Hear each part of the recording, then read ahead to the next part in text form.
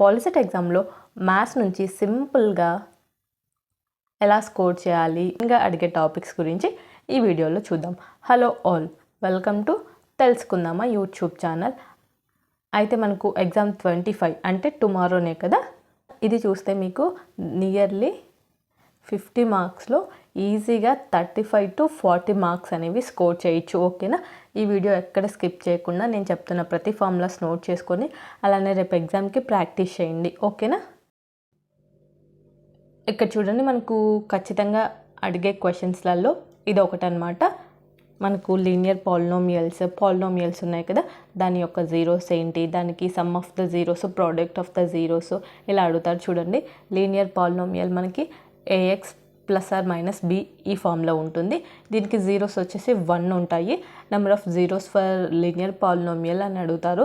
లేదంటే లీనియర్ పాలినోమియల్కి ఒక ఎగ్జాంపుల్ ఇచ్చి దీనికి ఎన్ని జీరోస్ ఉంటాయని అడుగుతారు. నెక్స్ట్ క్వాడ్రాటిక్ పాలినోమియల్, దీనికి జీరోస్ 2 ఉంటాయి అండ్ డిగ్రీ 2 ఉంటుంది. సమ్ ఆఫ్ ద జీరోస్కి -b/a formula, product of the జీరోస్కి c/a ఫార్ములా. ఓకేనా? ఈ sum of the zeros, product of the zeros, దీని మీద క్వశ్చన్స్ అడిగే ఛాన్సెస్ ఉన్నాయి. క్యూబిక్ పాలినోమియల్కి డిగ్రీ 3 ఉంటుంది అండ్ జీరోస్ వచ్చేసి 3 ఉంటాయి. సమ్ ఆఫ్ ద జీరోస్కి formula -b/a and sum of the zeros 2 times తీసుకుంటే దానికి ఫార్ములా వచ్చేసి c/a, ప్రోడక్ట్ ఆఫ్ జీరోస్ వచ్చేసి -d/a. ఇవి గుర్తుపెట్టుకోండి. ఈ ఫార్ములాస్ ప్రాక్టీస్ చేయండి ఖచ్చితంగా. వీడియో చూసిన తర్వాత మీరు ఓన్గా మీ బుక్లో sum of the zeros, product of the జీరోస్కి ఈ ఫార్ములా అని క్రాస్ చెక్ చేసుకోండి. ఓకేనా? నెక్స్ట్ మనకు కొన్ని క్వశ్చన్స్లలో సమ్ ఆఫ్ ద జీరోస్ ఇచ్చి and product of the zeros ఇస్తాడు. అప్పుడు ఏంటంటే మనకు ఈక్వేషన్ ఫైండ్ అవుట్ చేయమంటాడు. దానికి square minus alpha plus beta అంటే sum of the roots substitute చేయాలి and x plus product of the roots. ఓకేనా? ఈ ఫార్ములా యూజ్ చేయాలి ఈక్వేషన్ ఫైండ్ అవుట్ చేయమంటే, sum of the roots and product of the roots ఇచ్చినప్పుడు. ఓకేనా?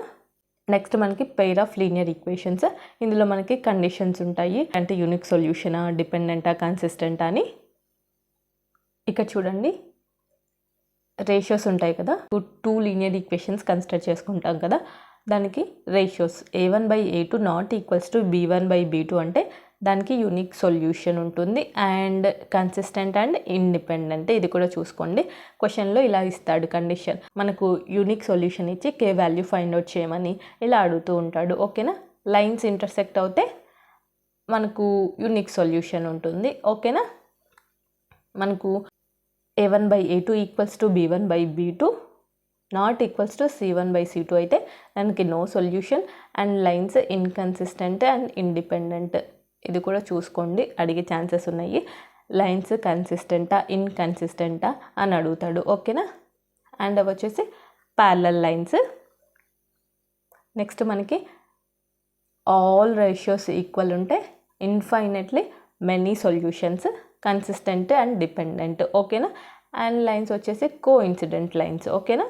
Next మనకి discriminant find out చేయడం and nature of the roots find out చేయడం, దాని మీద క్వశ్చన్స్ అడుగుతాడు. Nature of the roots of a quadratic equation మనం ఎలా ఫైండ్ అవుట్ చేస్తామంటే డిస్క్రిమినెంట్ యూజ్ చేసి. దానికి ఫార్ములా ఉంది కదా మనకి, d equals to b² - 4ac అని. ఇక్కడ b x coefficient, a x² coefficient, c constant. ఓకేనా? ఈ డిస్క్రిమినెంట్ అనేది గ్రేటర్ దాన్ 0 ఉంటే నేచర్ ఆఫ్ ద రూట్స్ వచ్చేసి రియల్ అండ్ డిస్టింక్ట్ రూట్స్. తర్వాత ఈక్వల్స్ టు 0 వస్తే real equal roots. Less than 0 వస్తే కాంప్లెక్స్ రూట్స్. ఓకేనా? మనకు క్వశ్చన్ ఇలా ఇస్తాడు, ఒక ఎగ్జాంపుల్ ఇచ్చి ఒక క్వాడ్రాటిక్ ఈక్వేషన్ ఎగ్జాంపుల్ ఇస్తాడు. దీనికి నేచర్ ఆఫ్ ద రూట్స్ ఎలా ఉంటాయని అడుగుతాడు. అప్పుడు డిస్క్రిమినెంట్ ఫైండ్ అవుట్ చేసి దానా లేకపోతే లెస్ దానా లేకపోతే ఈక్వల్ అని చెక్ చేసి ఆన్సర్ పెట్టచ్చు. ఓకేనా? నెక్స్ట్ ఇక్కడ చూడండి, మనకు ట్రయాంగిల్ యొక్క క్లాసిఫికేషన్. అంటే మనకు క్వశ్చన్స్లలో ఇస్తాడు స్కేలైన్, ఐసోసెలస్ ట్రయాంగిల్, ఈక్విలాటరల్ ట్రయాంగిల్ అని. అప్పుడు మనకు అదేంటో ఐడియా ఉండాలి. ట్రయాంగిల్స్ అనేవి సైడ్ అలానే యాంగిల్స్ని బేస్ చేసుకొని డివైడ్ అయ్యి ఉన్నాయి. ఇక్కడ చూద్దాము, ఆల్ సైడ్స్ అన్ఈక్వల్ ఉంటే అది స్కేలైన్ అంటాము. ఐసోసెలస్ ట్రయాంగిల్ అంటే ఎగ్జాక్ట్లీ 2 సైడ్స్ ఈక్వల్ ఉంటాయి. ఈక్విలాటరల్ అంటే ఆల్ 3 సైడ్స్ ఈక్వల్ ఉంటే దాన్ని ఈక్విలాటరల్ ట్రయాంగిల్ అంటాము. నెక్స్ట్ యాంగిల్స్ని బేస్ చేసుకొని అయితే అక్యూట్ యాంగిల్ అని ఇచ్చాడంటే అందులో ఆల్ యాంగిల్స్ అనేవి లెస్ దాన్ 90 degrees ఉంటాయి. రైట్ యాంగిల్ అంటే ఇది మనకు తెలుసు, ఎగ్జాక్ట్లీ వన్ యాంగిల్ ఎగ్జాక్ట్గా 90 degrees ఉంటుంది. అబ్ట్యూస్ యాంగిల్ అంటే ఒక యాంగిల్ గ్రేటర్ దెన్ 90 degrees ఉంటుంది. ఓకేనా. నెక్స్ట్ మోస్ట్ ఇంపార్టెంట్ ఈ టేబుల్, ఆల్రెడీ మీకు ఇది ఐడియా ఉంటుంది. సైన్ యాంగిల్, sin 0 ఏమవుతుంది, cos 0, 30 degrees ఏమవుతుంది, 45 degrees ఏమవుతుంది, 60 degrees ఏమవుతుంది. అండ్ ఇవి మనకు ప్రాబ్లమ్స్ లాగా ఇచ్చినప్పుడు కూడా యూజ్ అవుతాయి. ఓకేనా. చాలా అంటే చాలా ఇంపార్టెంట్. ఇందులో మీరు అన్నీ గుర్తుపెట్టుకోవాల్సిన అవసరం లేదు. సైన్ చూసుకోండి, సైన్కి రివర్స్లో వస్తే కాస్. ఓకేనా. తర్వాత ట్యాన్, సైన్ ట్యాన్ చూసుకుంటే మిగతా అన్నీ వస్తాయి. ట్యాన్కి రెసిప్రోకల్ చేస్తే కాట్ వస్తుంది, కాస్కి రెసిప్రోకల్ చేస్తే సీకెంట్, సైన్కి రెసిప్రోకల్ చేస్తే కొసికెంట్ వస్తుంది. అండ్ కాస్ అంటే సైన్కి రివర్స్లో రాస్తే అదే కాస్ అవుతుంది. ఓకేనా. సైన్ అంటే ఆపోజిట్ బై హైపోటెన్యూస్, కాస్ అంటే ఇక్కడ పర్పెండిక్యులర్ అని ఉంది, ఇది ఆపోజిట్ అనుకోండి, మీకు అలానే నేర్చుకున్నారు కాబట్టి. ఆపోజిట్ బై హైపోటెన్యూస్, కాస్ అంటే ఇది అడ్జసెంట్ బై హైపోటెన్యూస్. ట్యాన్ అంటే ఆపోజిట్ బై అడ్జసెంట్, కొసికెంట్ అంటే సైన్కి రివర్స్, కాస్కి రివర్స్ సీకెంట్, ట్యాన్ కాట్. ఓకేనా. నెక్స్ట్ చూడండి ఈ కోఆర్డినేట్స్, మనకు కోఆర్డినేట్ జామెట్రీలో ఇంపార్టెంట్ క్వాడ్రంట్స్. మనకు 4 quadrants ఉంటాయి. ఇది 1, 2, 3, 4. ఇందులో ఏంటంటే ఇది ఎక్స్, ఇది వై, పాజిటివ్ ఉంటుంది. So first quadrant positive. Second క్వాడ్రంట్లో ఈ నెగిటివ్ ఉంది కదా, సో ఎక్స్ నెగిటివ్ అవుతుంది అండ్ వై, ఇది వై పాజిటివ్ వాల్యూస్ ఉన్నాయి కాబట్టి వై పాజిటివ్ అవుతుంది, మైనస్ ప్లస్. ఓకేనా. ఇది 3. థర్డ్లో ఎక్స్ నెగిటివ్ ఉంది, వై కూడా నెగిటివ్ ఉంది, సో మైనస్ అవుతుంది. అండ్ ఫోర్త్లో వై నెగిటివ్ ఉంది, ఎక్స్ పాజిటివ్ ఉంటుంది, మైనస్ ప్లస్. ఓకేనా. ఎక్స్ని ఆబ్సిస్ అంటాము, వైని ఆర్డినేట్ అంటాము. అండ్ ఫార్ములాస్ మనకు distance formulas √(x2 - x1) whole square plus y2 - y1 whole square, తర్వాత మిడ్ పాయింట్ ఫార్ములా, ఇవన్నీ నేను లైవ్ సెషన్లో ఎక్స్ప్లెయిన్ చేశాను కదా, నోట్ చేసుకోమని అదే పనిగా చెప్పాను. సో మీరు నోట్ చేసుకున్నారనుకుంటున్నాను. ఆ ఫార్ములాస్ అన్నీ చూసుకోండి. ఓకేనా. నెక్స్ట్ మనకి mensuration formulas. Cuboid, curved surface area ఎల్తో మెన్షన్ చేస్తాం కదా, ఆర్ లాటరల్ సర్ఫేస్ ఏరియా. దీని కర్వ్డ్ సర్ఫేస్కి formula 2h × l + b, and ఇక్కడ ఇది మల్టిప్లై చేశారు అందుకే LH + BHగా ఉంది. ఓకేనా. టోటల్ సర్ఫేస్ ఏరియా అయితే 2 × LB + BH + HL. ఓకేనా. అండ్ వాల్యూమ్ అయితే L × B × H. ఓకేనా. L అంటే లెంత్, B అంటే బ్రెడ్త్, H అంటే హైట్. ఓకేనా. మనకు find out total surface area of cube, sides ఇచ్చి ఇలా అడుగుతారు. ఓకేనా.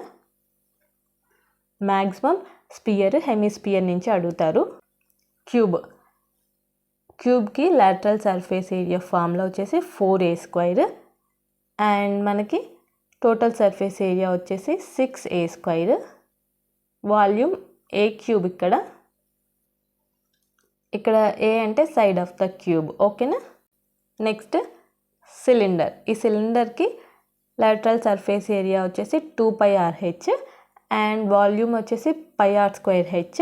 టోటల్ సర్ఫేస్ ఏరియా వచ్చేసి 2πr × r + h. ఇది నోట్ చేసుకోండి, ఫార్ములాస్ ఖచ్చితంగా యూజ్ అవుతాయి, ఖచ్చితంగా క్వశ్చన్స్ అడుగుతారు. Next cone. ఈ కోన్కి lateral surface area πrl and total surface area అంటే πr × r + l.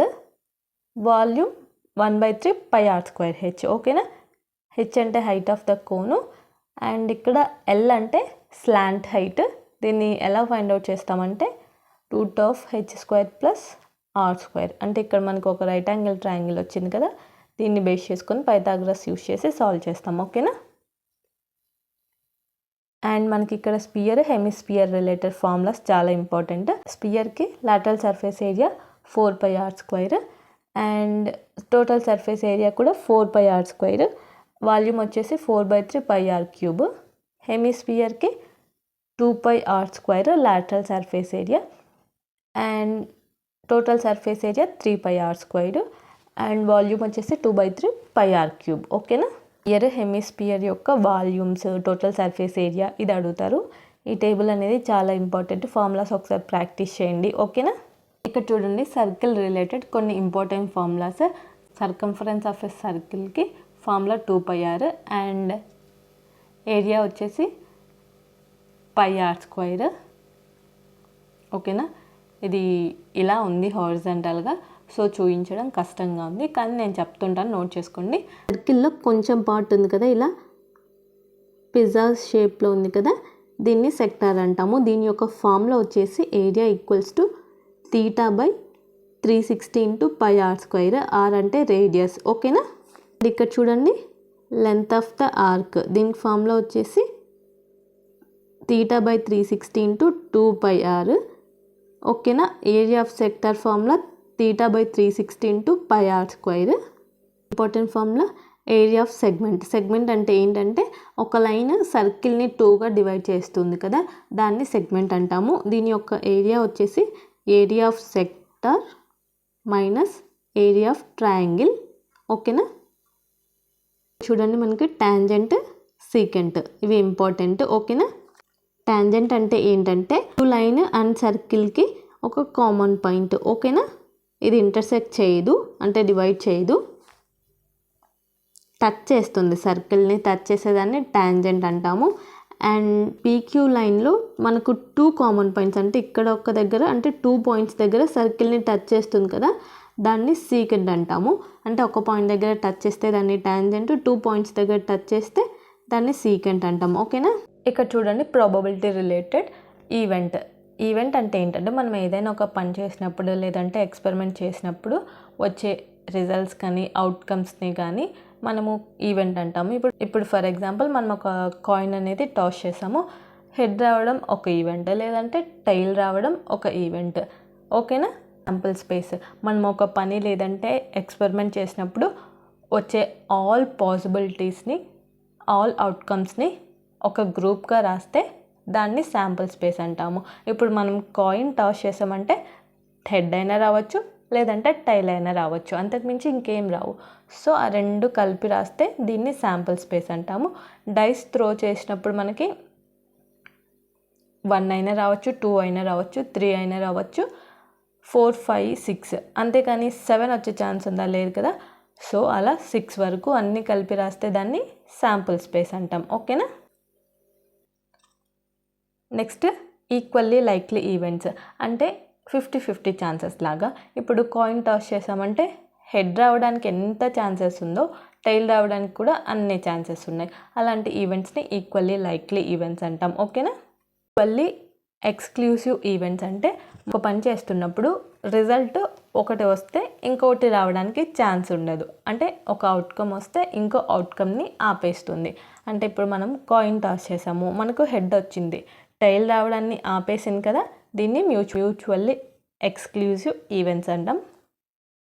Complementary events అంటే ఒక పని జరుగుతుంది అండ్ దానికి ఆపోజిట్ని మనం కాంప్లిమెంటరీ ఈవెంట్స్ అంటాము. ఈ ఈజ్ అన్ ఈవెంట్ అయితే దానికి కాంప్లిమెంటరీ ఈ బార్గా మెన్షన్ చేస్తాము. మనకి ఇది ఉంది కదా, P of probability of event plus complementary equals to 1 అని ఓకేనా. ఎగ్జాస్టివ్ ఈవెంట్స్, తర్వాత ష్యూర్ ఈవెంట్స్, ఇంపాసిబుల్ ఈవెంట్స్ ఇవి ఉన్నాయి కదా, ఇదంతా మీకు ఐడియా ఉంటుంది అనుకుంటున్నాను. ఇలా క్వశ్చన్స్ అడగరు, జస్ట్ ప్రాబ్లమ్స్ లాగా ఇచ్చి అడుగుతారు ఓకేనా. ప్రాబబిలిటీ ఏంటి, ఏమవుతుంది అని చెప్పి ఓకేనా. ఇదన్నమాట మనకు ఓవరాల్గా మ్యాథ్స్ నుంచి మెయిన్ అంటే చాలా ఇంపార్టెంట్. మీరు మ్యాథ్స్ స్టార్ట్ చేయలేదు అంటే ఈ వీడియో చూస్తే చాలు, మీరైతే సాల్వ్ చేసేయచ్చు, మార్క్స్ తెచ్చుకోవచ్చు. దీని నుంచే క్వశ్చన్స్ అడుగుతారు. అండ్ ఫార్ములాస్ అన్నీ మీరు చూసుకోండి, మ్యాథ్స్లో ఇంకా చాలా ఫార్ములాస్ ఉన్నాయి, అవన్నీ కూడా చూసుకోండి. ఫస్ట్ ట్రిగ్నోమెట్రీ, తర్వాత కోఆర్డినేట్ జామెట్రీ, అర్థమెటిక్ ప్రోగ్రెషన్స్లో మనకి ఫార్ములాస్ ఉన్నాయి కదా, నేను అవి ఆల్రెడీ చెప్పాను కాబట్టి ఇక్కడ చెప్పట్లేదు ఓకేనా. అవన్నీ చూసుకోండి. అండ్ మీకు ప్రతి చాప్టర్ నుంచి అంటే మ్యాథ్స్ నుంచి రియల్ నెంబర్స్, క్వాడ్రాటిక్ ఈక్వేషన్స్ నుంచి ఇంపార్టెంట్ బిట్స్ వీడియో కావాలంటే కింద కమెంట్ చేయండి. అలానే ఫిజిక్స్ ప్రతి లెసన్ నుంచి మోస్ట్ ఇంపార్టెంట్ బిట్స్ వీడియో కావాలి, అది కెమిస్ట్రీ నుంచి అయినా ఫిజిక్స్ అయినా మ్యాథ్స్ అయినా కింద నాకు కమెంట్ చేయండి. నేనైతే వీడియో అయితే చేస్తాను. ఓకేనా? మీరు త్వరగా కమెంట్ చేస్తే నేను నైట్ లోపు వీడియో అప్లోడ్ చేస్తాను. ఓకేనా? ఇంకా ఏదైనా డౌట్స్ ఉంటే నాకైతే కింద కమెంట్ చేయండి. అలానే నేను cheat codes related video upload చేశాను, చూడకపోతే అది చూడండి. ఓకేనా? Thanks for watching.